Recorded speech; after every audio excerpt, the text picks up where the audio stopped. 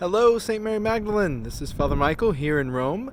The bell tower you see right here is this is the campus of the Casa Santa Maria, which is the American Priest where all of us live, about 69 of us in this house here, and pray in that chapel. We are in our second full week of lockdown, 2 weeks down, and it's going to continue obviously for longer. Father Louis suggested maybe that I send a video of support and prayer, but also maybe just a tip or two, as we've been in lockdown a little longer than you guys have. One of the things that I think is important for us to remember is that God is at work, and God is at work in our hearts, in the depths of the heart. We heard in our readings from this past Sunday, right, that the Lord doesn't see as man sees. The Lord sees into the depths of the heart. And so I think an important thing for us to do when we have this solitary time, this time on lockdown, is to search the depths of the heart.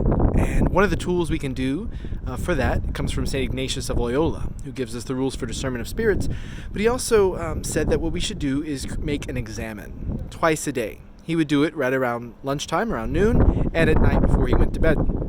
And what an examen is not merely an examination of conscience, right? We might want to look through the day and think of the ways we might have sinned or the things we may have done poorly. But it examines even deeper than that. That's part of it, but it's really looking at where was the Lord today? Where was the Lord in my heart today?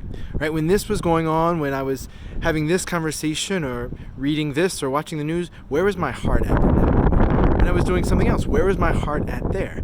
And when we're able to kind of analyze our life in that way, our spiritual life, the movings of the heart, then we can see where the Lord is. And we can begin to see patterns of where the Lord is working, where the Lord's speaking to us in these moments, or when we do these things.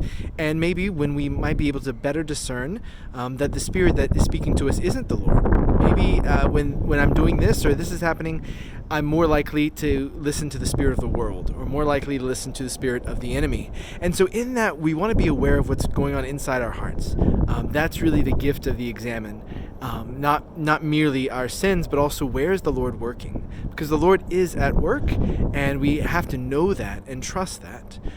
Certainly, it's difficult to be away from the sacraments. When I heard the news here of those in Italy, it was difficult, but it was more difficult for me hearing that everybody back home would also be away from the Eucharist. And so I want to lift you up in prayer. We've been saying the Eucharist every day here in this chapel, but also to know that the Lord is still calling us to growth in holiness and calling us to depth of prayer. And we can use this time to really analyze and know the stirrings of the heart so we can hear the Lord's voice. And if we hear the Lord's voice and act accordingly, we are left in joy, great joy.